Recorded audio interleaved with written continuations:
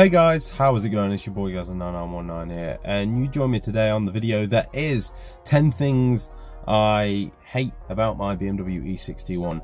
Now, these are things that, you may agree, may not agree. This is just sort of personal preference of things I don't like. All in all, I do really like the car, and it's one of the best cars I've owned. It's just a thing, if you watch the channel regularly, you'll know I do it on every car I have. I do 10 things I like, 10 things I hate. Don't know why, I just enjoy doing these videos. So anyway, let's get into it.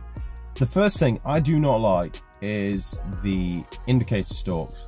Now, I had the same thing on the Zafira. I think I'm just a bit old-fashioned, but I like the stalks where they sort of, if you sort of move them down, they stay down, and then when you turn, they click back off, rather than these where you just sort of tap like that and then tap again to have them off, or tap the other way. Yeah, I'm just a bit old-fashioned. I like the older ones. The next thing on the list is how expensive the parts are. Now, I know this is really a thing that, like, you buy a car like this, obviously parts are going to be expensive, but I mean, for some of the parts, it is absolutely ridiculous. Like some smaller parts, you can be paying up to £1,000 for them, and that's half the value of the car nowadays. So it really makes you think, can I justify this? Like when you can just probably scrap the car and get about £1,000 in scrap because of how expensive the parts are, and then use your £1,000 to get another car, or get the £1,000 and buy the part, or just go for something completely different and cheaper to run. It really does put you in a predicament, and yeah, it's just a nightmare. But again, like I said, if you're willing to buy this sort of car, then obviously you've got to take that on, like maintenance and running costs of one of these. It's just an absolute nightmare, but it's up there with one of the things I hate.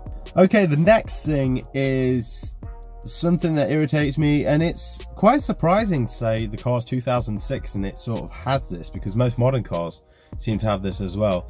And the next thing that irritates me is that if you want to do anything at all to the engine, you've got to remove a ton of plastic before you can even get to it.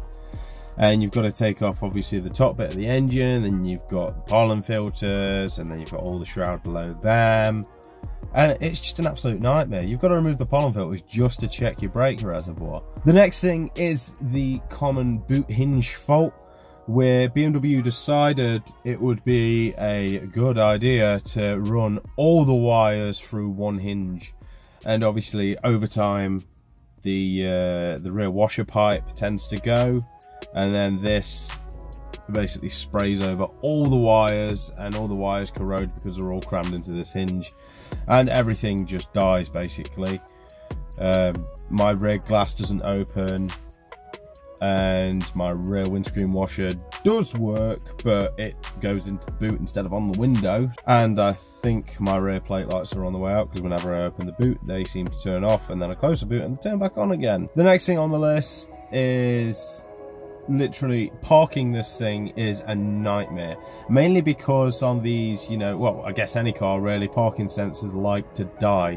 And on this one, I've got 2 sensors that have died, and because 2 have died, the whole thing's dead and the whole system's down, so the parking sensors just don't work. And it's not just that, because once you drive any car for a bit, you get used to the distances and the size of it.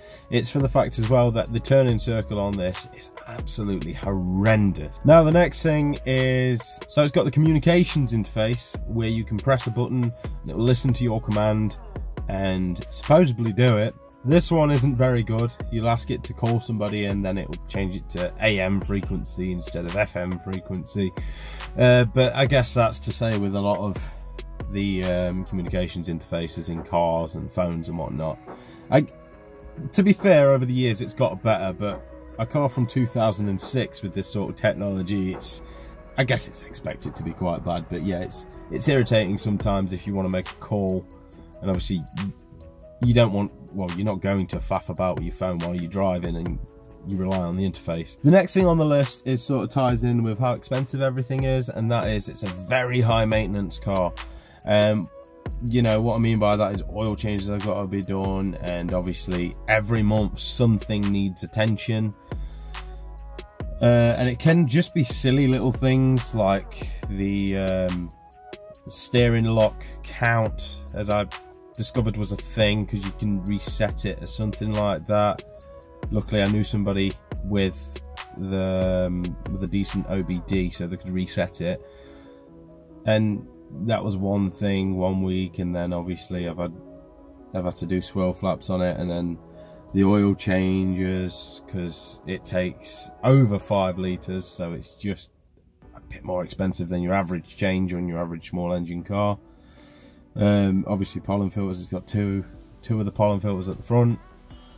Yeah, just in general, I've had a bag go on me as well, one of the suspension airbags, and it just seems to, it really keeps you on your toes, especially with it having a bit of age on it and a bit of mileage on it. It's 190k on the clock, so it really is that point in time where parts are starting to perish and it is starting to need quite a bit of love.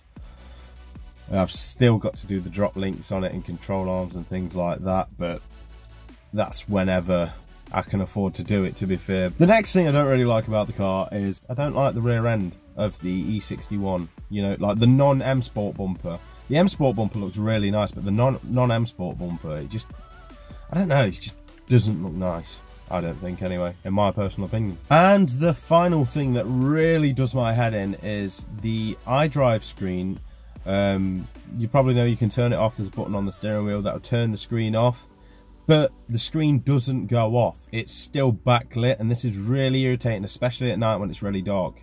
And, you know, you just want to chill out, and then you got this, like, backlit black screen just shining in your face. It is really irritating, and, you know, it'd be nice if it just went off altogether, but it doesn't. But anyway, that is 10 things that I do not like about my BMW E61. As I said, these are personal things that I don't get on with. You know, you may not agree, and that's absolutely fine.